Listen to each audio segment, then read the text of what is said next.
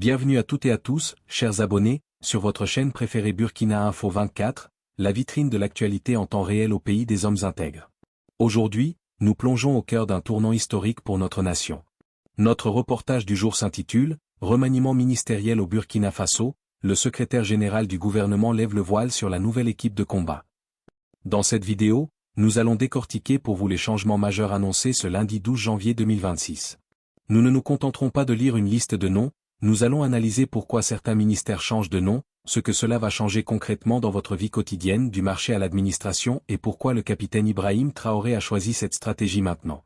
Mais avant d'entrer dans le vif du sujet, prenez un petit instant pour nous soutenir. Donnez-nous un gros pouce bleu signe pouce vers le haut pour encourager le travail de l'équipe, si ce n'est pas encore fait, abonnez-vous immédiatement en activant la cloche de notification.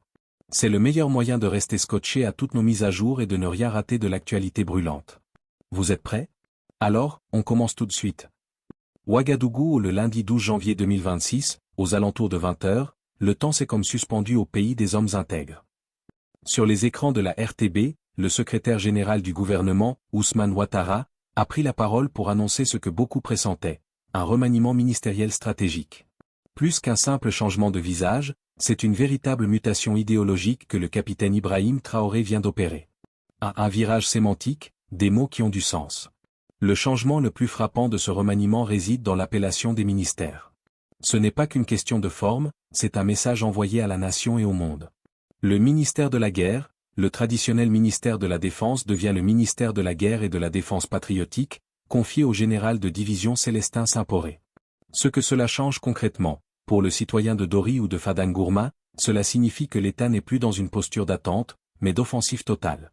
Le mot guerre assume la réalité du terrain et mobilise chaque Burkinabé comme un soldat de la patrie. Les serviteurs du peuple, le ministère de la fonction publique est désormais le ministère des serviteurs du peuple, sous la houlette de Mathias Traoré. L'impact sur la vie actuelle, terminer l'image du fonctionnaire distant derrière son bureau.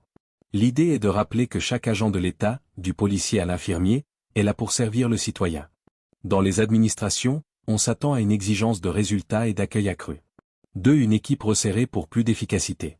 Le gouvernement compte désormais 22 membres. En réduisant les effectifs, le chef de l'État cherche à briser les lourdeurs administratives. L'économie et les finances, Aboubacar Nakanabo reste le gardien du temple financier. Son défi? Gérer le budget 2026 qui donne la priorité absolue à la sécurité tout en essayant de contenir l'inflation qui pèse sur le panier de la ménagère au marché de Roudwoko. La construction de la patrie, l'ancien ministère de l'Habitat devient le ministère de la construction de la patrie. Il ne s'agit plus seulement de bâtir des maisons, mais de reconstruire les infrastructures détruites et de redonner un toit aux personnes déplacées internes, PDI. 3. Focus sur le quotidien, qu'est-ce que ça change pour le Burkinabé? Pour comprendre l'importance de ce remaniement, il faut regarder la vie de tous les jours. Exemple concret, imaginez un jeune diplômé à Ouagadougou. Avec la création du ministère des Sports, de la Jeunesse et de l'Emploi, confié à Annick Zingué Ouattara, l'objectif est de créer des ponts directs entre la formation et le travail de terrain. Ce remaniement vise à transformer la fougue de la jeunesse en moteur économique, notamment via l'entrepreneuriat communautaire qui prend de l'ampleur. Sur le plan de la sécurité, le maintien de figures clés comme le ministre de la Sécurité, Mahamadou Sana, montre une volonté de continuité dans la protection des villes et des campagnes, alors que le pays fait face à des défis persistants. 4. Un contexte de vigilance extrême. Ce remaniement intervient à peine quelques jours après l'annonce d'une tentative de déstabilisation déjouée début janvier 2026. L'équipe Rintalba 2 est donc une équipe de crise, mais aussi de reconstruction. Les Burkinabés attendent désormais de voir comment ces nouveaux serviteurs du peuple vont traduire ces intitulés prestigieux en améliorations concrètes. Baisse du prix des denrées de première nécessité. Sécurisation des routes nationales. Accès facilité à l'éducation dans les zones rurales. En conclusion, le remaniement du 12 janvier 2026 marque une étape décisive dans la transition. En nommant des ministres de la guerre et des serviteurs du peuple, le capitaine Ibrahim Traoré place son gouvernement sous le signe du sacrifice et de l'action immédiate. Le peuple, lui, observe avec espoir et exigence.